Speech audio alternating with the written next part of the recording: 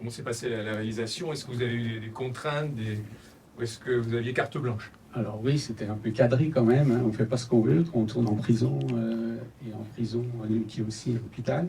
Ce que je dois vous dire, c'est que c'est un appel d'offres, hein, quand même, on a postulé, on a gagné, et moi je voulais absolument faire ce film-là.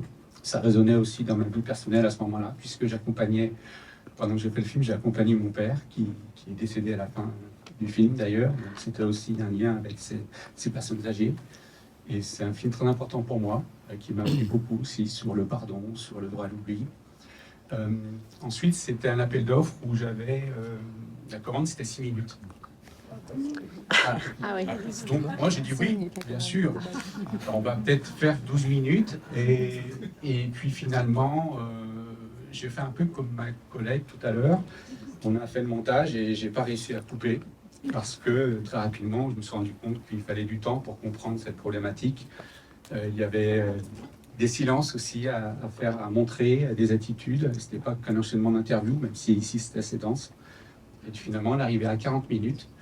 Et j'ai livré cette première version. Et Adelina a eu une intelligence de prendre le temps de voir le film, de réfléchir et d'accepter ce montage sans coupe.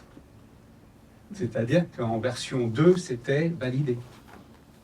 Voilà. Donc, je n'ai pas été très contraint, à part la commande du début, qui était d'essayer, par ce film, de répondre à cette feuille de route qui venait des deux ministères, le ministère de la Santé et le ministère de la Justice, qui était d'essayer de convaincre les directeurs d'EHPAD de prendre d'anciens détenus. Voilà, c'était ça l'objectif du film.